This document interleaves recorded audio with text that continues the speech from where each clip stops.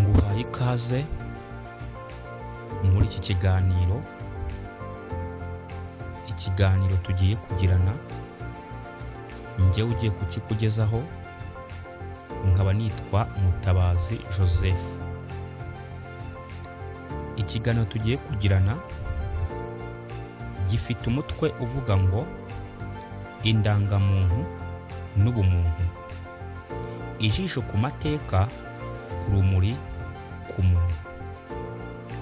Uyu mutwe ndawusubiramo: indangamuntu n'ubumuntu, ijisho ku mateka, urumuri ku muntu. Reka tubanze dusenge mbere yo gukomeza. Data wa twese uri mu ijuru, tugushimiye kuri Imana, tugushimiye ko ari wowe usobanura ibidasobanutse, tugushimiye ko ari wowe wita ku bababaye. Uhabwa icyubahiro. Nta kintu na kimwe utigeze usobanura, byose warabisobanuye kandi wabihaye umurongo wabyo. Ubishimire. Tukwegura impagarike yacu yose, ubane natwe mu izina rya Yesu Kristo. Amina. Umutwe w'iki kiganiro ndawusubiramo: indangamuntu n'ubumuntu, ijisho ku mateka, urumuri ku muntu. Tugiye kureba ingingo zigeze muri 11.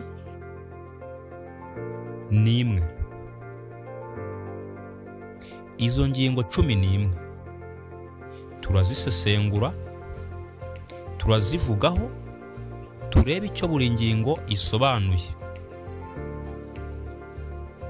Ndagira ngo rero ntujye kubi, kandi inshuti yanjye ujye ukanda subscribe kugira ngo tujye tubana mu byigisho, mu biganiro nk'ibi, mu byegeranyo no mu bindi bifitiye inyungu ikiremwa muntu muri iyi minsi yacu y'imperuka. Ndagushimiye cyane ko wemeye gufatanya nanjye, kandi ndagushimiye ku ruhare rwawe udahwema kungaragariza ko unkurikira. Ni byiza ko abantu twiga tukamenya aho ibintu biri kugana, tukamenya akaga katurindiriye, tukamenya icyo gukora muri iyi minsi yanyu. Ingingo ya mbere iravuga ngo ijambo ry'intangiriro cyangwa se intangiriro. Ingingo ya kabiri iravuga ngo indangamuntu ni iki. Ingingo ya gatatu iravuga ngo inkomoko y'indangamuntu mu Rwanda. Naho ingingo ya kane ikavuga ngo indangamuntu mu mateka y'ibikorwa by'urugomo n'ivangura. Ingingo ya gatanu iravuga ngo ese kuba udafite indangamuntu bivuze ko utari umuntu. Ingingo ya gatandatu iravuga ngo kuki utayifite yibasirwa. Ingingo ya karindwi iravuga ngo abo bakurenganya kuko n'abantu. Ingingo ya munani iravuga ngo urugero rwa jenoside, uburyo umuntu yica undi atamubonamo umuntu. Ingingo ya 9, kuba umuntu si ikarita, ni inyifato. Ingingo ya 10, uko indangamuntu yagira uruhare ku bumwe n'urukundo. Ingingo ya 11, umusanzu wanjye ku gukomeza kuba umuntu.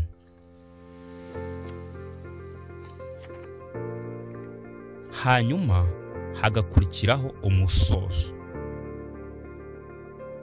Ibikurikiraho ni naho ibyo ngiye kubabwira byagiye bituruka, cyangwa se bibliography, cyangwa se source, cyangwa amasoko y'ibyo ngiye kubabwira aho byavuye. Rero nshuti yanjye, ndagira ngo ntujye kure. Nakubwiye ngo ukande subscribe kandi ujye usangiza abantu batandukanye ibi biganiro, ibi byigisho, ibyegeranyo, kuko nabyo tuzabikora, ndetse n'ibindi byose byagira icyo bimarira umuntu muri iyi minsi y'imperuka. Ntabwo nifuza kuzajya mu ijuru jyenyine nk'uko nawe utifuza kuzarijyamo wenyine. Duhereye ku ngingo ya mbere ivuga ngo ijambo ry'intangiriro cyangwa se intangiriro. Iki gitabo ni igitekerezo cyaturutse ku kibazo gikomeye gikunze kwibazwa. Ese koko indangamuntu niyo ituma umuntu aba umuntu? Kiri mu rwego rwo gusubiza, gutekereza no gushishikariza abantu bose gutekereza ku buryo twubaka sosiyete igendera ku bumuntu aho kwibanda ku byangombwa by'inyandiko gusa. Icy'ingenzi si indangamuntu, ahubwo ni ukumenya neza ko umuntu agomba guhabwa agaciro n'icyubahiro biturutse ku bumuntu bwe, atari ku rupapuro arangwaho cyangwa se agaragaraho. Iryo ryari ijambo ry'intangiriro, ingingo ya mbere. Ingingo ya kabiri, indangamuntu ni iki? Indangamuntu ni ikarita cyangwa inyandiko yemewe n'amategeko igaragaza imyirondoro y'umuntu, amazina, itariki y'amavuko, igitsina, ubwenegihugu ndetse n'ifoto. Mu Rwanda itangwa n'ikigo cy'igihugu gishinzwe indangamuntu NIDA. Ni kimwe mu byangombwa by'ibanze umuntu akenera kugira ngo abone serivisi zinyuranye. Wumvise indangamuntu? Iyo yari ingingo ya kabiri, aho badusobanuraga indangamuntu icyo ari cyo. Nshuti yanjye ikomeye, ndagira ngo nkubwire neza ko burya uraza gusoza iki kiganiro umaze gusobanukirwa byinshi utaruzi. Ibyo abantu bibwira byose kenshi ntabwo biba ari ukuri, biba ari ibinyoma. Umugani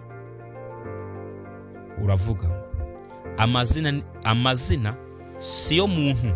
Uyu mugani ugaragaza ko indangamuntu idahagije.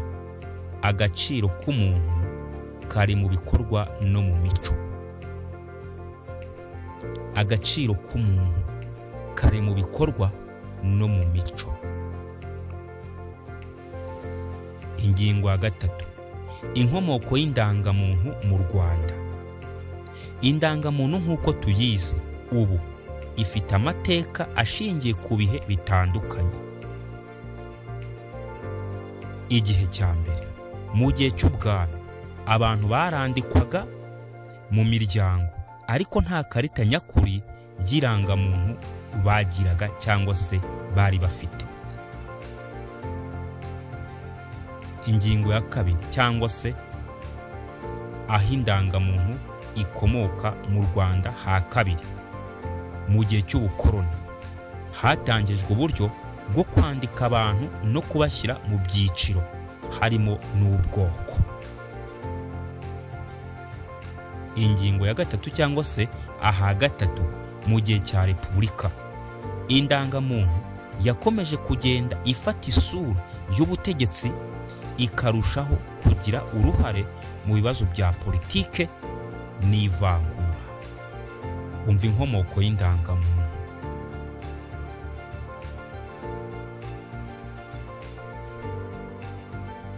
Ingingo ya kane niyo tugezeho, indangamuntu mu mateka y'ibikorwa by'urugomo n'ivangura.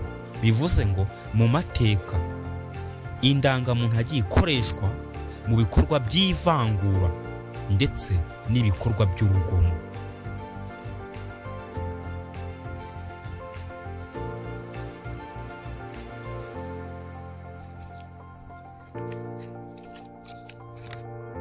muri jenoside yakorewe abatutsi mu 1994 indangamuntu yifashishijwe nk'intwaro yo gutoranya abantu hashingiwe ku bwoko. Yari yanditsemo ubwoko bw'umuntu, bityo ikaba yarakoreshwaga n'abicanyi nk'igikoresho cyo gupanga no gushyira mu bikorwa ubwicanyi ndengakamere.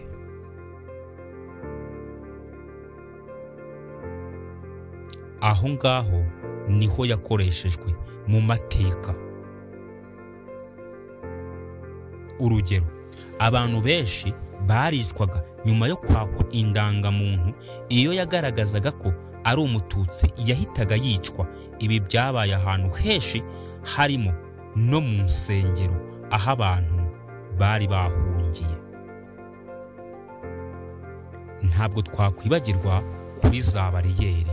Indangamuntu yabaye iturufu yo kurimbura abatarashakwaga icyo gihe. Abatarashakwaga icyo gihe bararimbuwe binyuze mu ndangamuntu babaga bafite.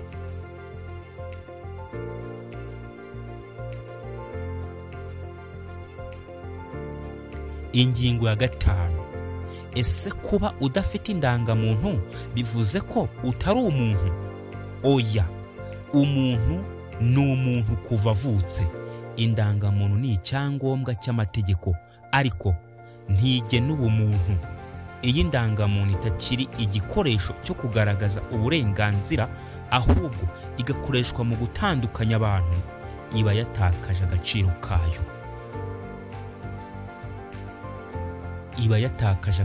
kayo. Nshuti yanjye, ibi ngibi ubyumve kandi ubitekerezeho. Ntugafate ibintu nk'aho ari imikino. Ibi ngibi biba bikomeye. Umuntu yaremwe n'Imana. Umuntu aba umuntu kuva akivuka. Ntabwo umuntu aba umuntu kubera amakarita y'indangamuntu atunze. Oya rwose. Barakomeza. Umugani hano, isura si yo muntu, ugaragaza ko icyangombwa cy'inyuma kitagaragaza indangagaciro z'imbere. Kirazira. Ntabwo isura ari igaragaza ko umuntu ari mwiza, cyangwa se ngo ibi cyangombwa kigaragaza uko imbere ateye. Ntabwo ari byo. N'indangamuntu ntabwo ari cyo cyangombwa kigaragaza ko umuntu ari umuntu. Oya, ntabwo ari byo. None indangamuntu niki? Twamaze kukibona. Ingingo ya 6. Kuki utayifite yibasirwa? Abatagira indangamuntu baba bafite ingorane nyinshi. Ntibabona serivisi za leta, ntibashobora gutora, ntibashobora kwiyandikisha mu mashuri, kubona akazi cyangwa gufunguza konti muri banki. Ibi byose bibakuraho uburenganzira bwabo, bigatuma babaho mu bwigunge no mu kwibasirwa no kurenganywa.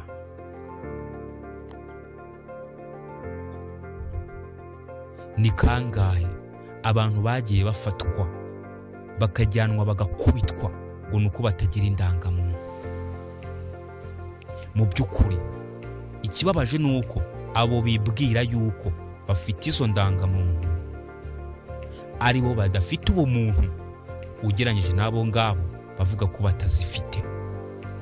Birababaje, biteye agahinda kuba mu mwaka w'1994 umubyeyi wabyaye nako ingirwa mubyeyi wiswe ngarabyara yaratinyukaga agafata uruhinja akarusekura, yarangiza ngo nawe afite indangamuntu akayijenjerana. Icyo cyangombwa ngo nicyo kigaragaza ko ari umuntu. Ikinyoma. Ibi bintu iyo mbitekerejeho ndababara kandi nkashavura cyane. Nanatekereza n'ibirimo birakorwa uyu munsi hagendewe kuri ibyo bintu, n'ubundi nkongera nkashavura. ndetse nkanatekereza n'ibindi bigiye gukorwa nabyo nkashavura nkagira agahinda. Indangamuntu yararikoze, irimo irarikora, no mu minsi iri imbere igiye kurikora. Mbega agahinda, mbega akaga, mbega uburyo abantu bataye ubumuntu ahubwo bakishimira gutunga ibipapuro ngo nibyo bibagaragaza ko ari abantu.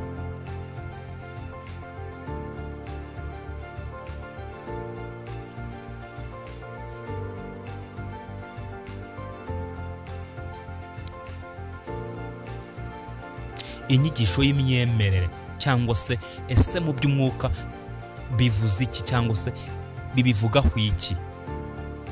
Mu butumwa bwiza Yesu yakundaga kwegera abari baraciwe mu muryango, abamugaye, aboro n'abanyabyaha. Ibyo ni urugero rudasanzwe rw'uko abantu batagomba gusuzugurwa kuko nta ndangamuntu bafite.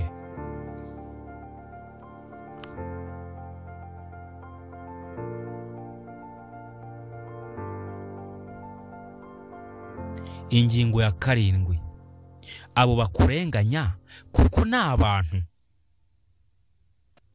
Kuba umuntu si ukubaho gusa, ni ukuba intungane, kugira impuhwe, kwita ku bandi, kurwanya akarengane.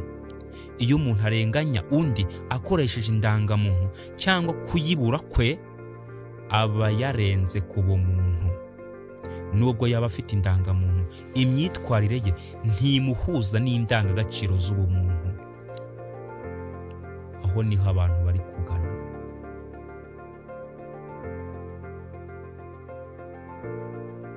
Nta muntu n'umwe uvukana icyo cyangombwa.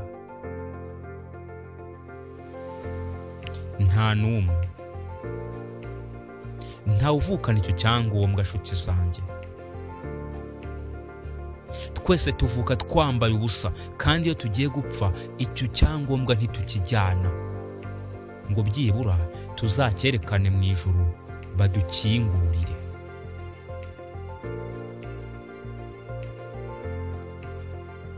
Ni icyangombwa gikoreshwa hano mu isi, ariko kigakoreshwa mu buryo bubi kuko cyo ubwacyo si kibi, ahubwo abagikoresha nibo babuze ubumuntu. Umugani: ubugome buruta ubundi busa n'ubw'inyamaswa. Ingingo ya 8, urugero rwa jenoside, uburyo umuntu yica undi atamubonamo umuntu. Kwita bicwaga inzoka.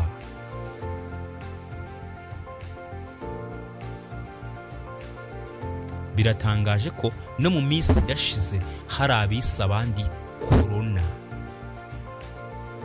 ikirango cy'uko abantu bataye ubumuntu.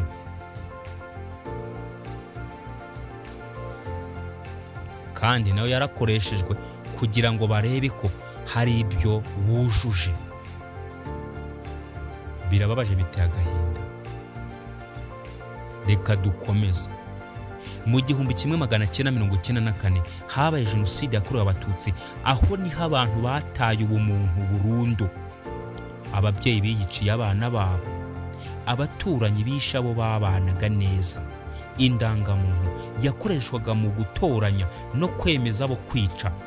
Uwo mwuka mubi w'ubugome waturutse ku kuyobya imyumvire no guhindura indangamuntu intwaro yo kwifashisha mu kurimbura imbaga.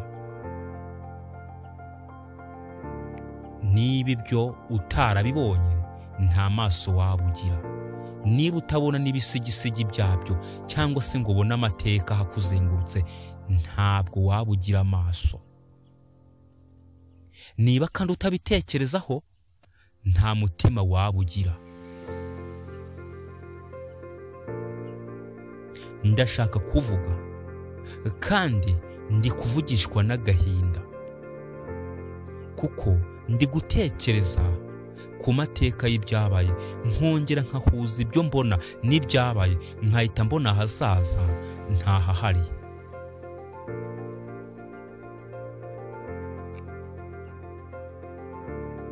urugero, hari umugore wabyariye mu bitaro i Kigali, ku munsi wakurikiyeho yahatiwe kwiyicira uruhinja rwe kuko yari umututsi. Uko kubura imbabazi kwambuye benshi insura y'ubumuntu.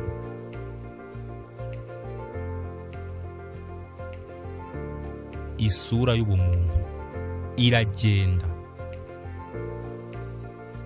abantu bahinduka inyamaswa burundu. Umugabo washatse umugore we bakundana, bagakora ubukwe, bakajya mu kiliziya cyangwa se mu zindi sengero, n'imbere y'amategeko bakamanika amaboko ko bazatandukanywa n'urupfu.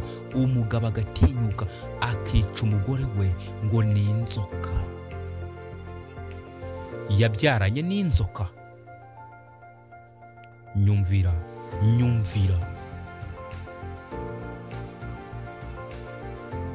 Nyumvira akaga twahuye nako. Icyitwa indangamuntu cyararikoze, kandi uyu munsi kiracyarikora ndetse cyiteguye kurikora. Uzaba uhagaze ute? Ibyabaye bigomba kutubera kabarore. Iryo somo ndarisoma njya gusoza. Ingingo ya 9. Kuba umuntu si ikarita ni inyifato. Ubumuntu bugaragarira mu bikorwa: kwitanga, kurengera abatishoboye, kugira ishyaka ryo kubaka amahoro. Indangamuntu si yigena agaciro kawe, ahubwo ibikorwa byawe, umutima wawe nuko witwara mu bandi nibyo bigaragaza ko uri umuntu nyamuntu.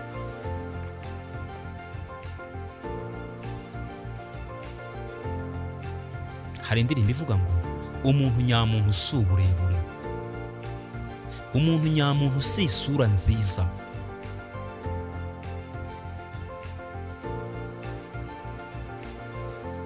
Umuntu nyamuntu si umwe bose bishisha.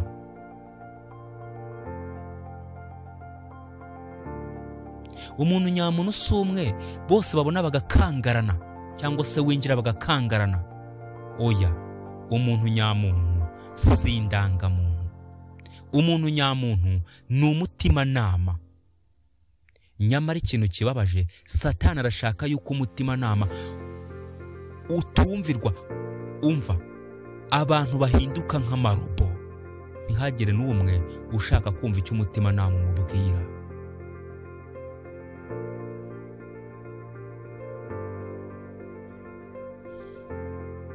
Inyigisho y'imyemerere cyangwa se ibijyanye n'ubutumwa bwiza cyangwa se ibyanditswe byera bivuga iki? Mu byanditswe byera, umwami Dawidi yashimwe n'Imana kubera umutima we, si uko yari umunyagikundiro mu isura. Imana ireba umutima, si icyangombwa cy'inyuma.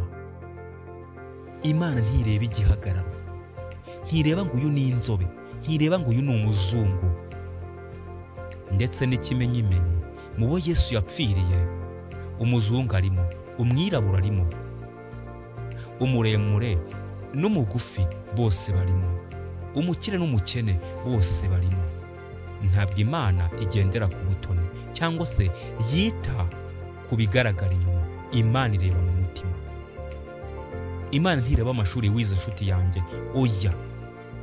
Imana ireba ikiri mu mutima wawe icyo ari cyo. Iha agaciro ibiri imbere, ntabwo iha agaciro ibiri inyuma. Ingingo ya 10. Uko indangamuntu yagira uruhare mu bumwe n'urukundo. Indangamuntu nshya ikwiye kuba igikoresho cy'ubumwe, aho kutubwira ibidutandukanye. Yakagombye kutwereka ko turi bamwe. Leta n'abaturage bakwiye kuyifata nk'uburyo bwo koroshya ubuzima, si intwaro yo guheza cyangwa kubangamira abandi. Oya, ntabwo ari intwaro yo kurimbura igice runaka ngo nuko kitayifite. Ibi mbibabwiye hakiri kare ngo nimubona bibaye muzamenye ko nabibabwiye.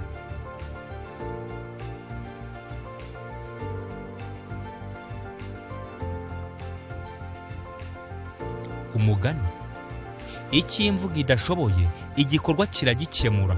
twese tugomba gushyira mu bikorwa ubumwe twifuza. Ingingo ya 11. Umusanzu wanjye ku gukomeza kuba umuntu.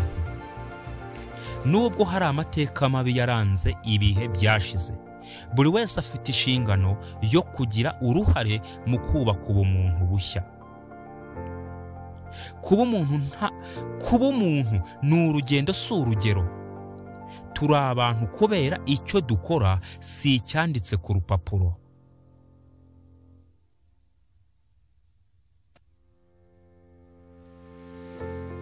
Icyo ibyanditswe byera bivuga, buri munsi duhabwa amahirwe yo guhitamo hagati y'ibyiza n'ibibi.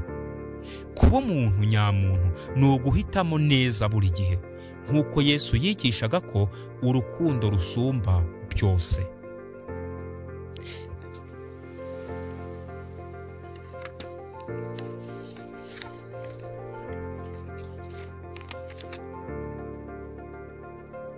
Ndasoza. Iki gitabo ni inkuru y'ukuri ishingiye ku mateka, ku bumenyi n'icyifuzo cyo kwibuka, gutekereza no kubaka. Indangamuntu ni inyandiko, ubumuntu ni ishusho y'umutima. Twese dufite amahitamo guhindura amateka y'akarengane tukayagira isoko y'impinduka nziza. Twongere twibaze, ese koko indangamuntu niyo ituma umuntu aba umuntu, cyangwa ni umutima n'imikorere ye?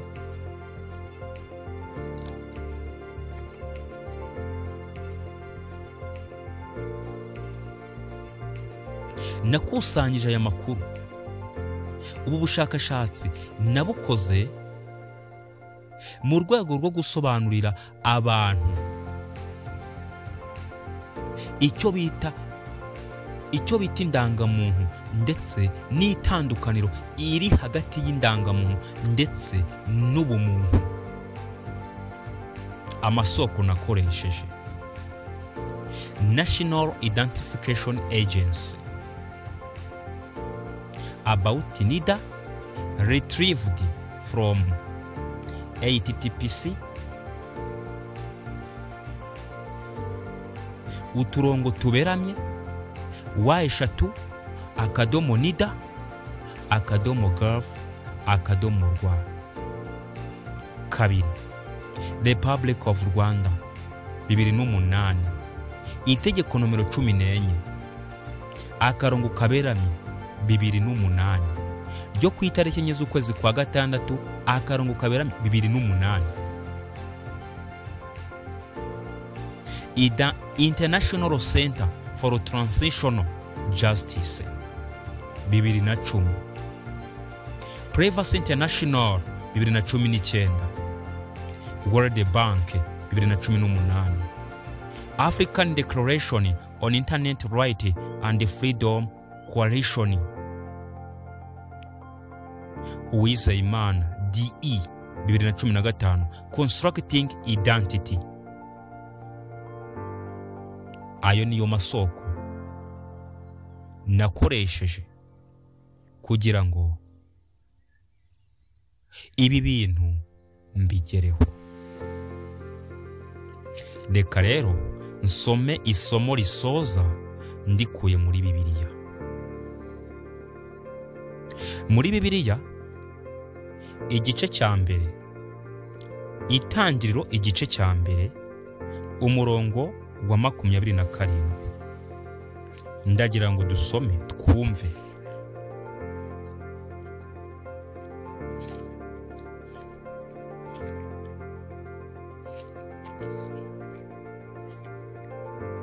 Haranditswe ngo, Imana irema umuntu ngo agire ishusho yayo, afite ishusho y'Imana niko yamuremye, umugabo n'umugore niko yabaremye. Urwango tugira ruvahe? Ukwikunda, gukunda iby'isi no kwigira babamenya nibyo bitugejeje hano. Rwa mbere rw'Abikorinto igice cya 10 Reka tuhasome nabo.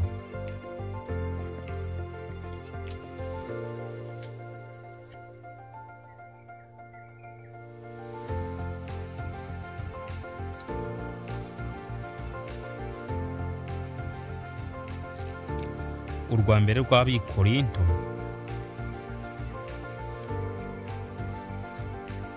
igice cya 10. Reka turebe.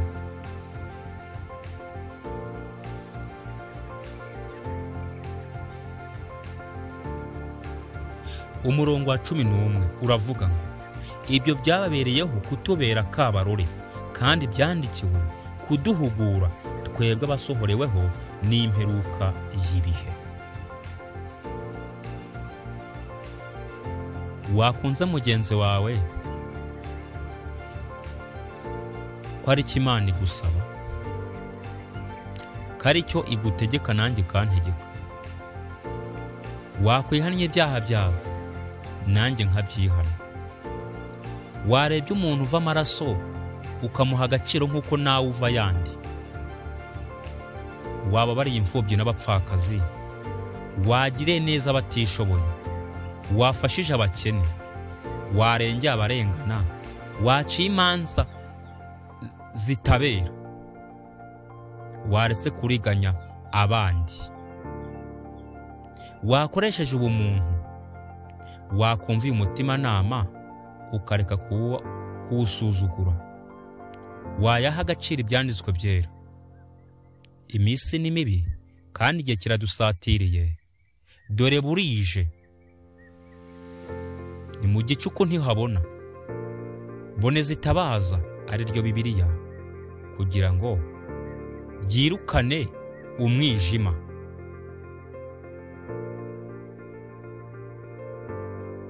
Ndagushimiye ko wakurikiye, kandi ndagushimiye ko wabihaye agaciro. Nawe utakabihaye, Imana ikurebe neza. Nge wakubwiraga ibi ngibi nitwa Mutabazi Joseph.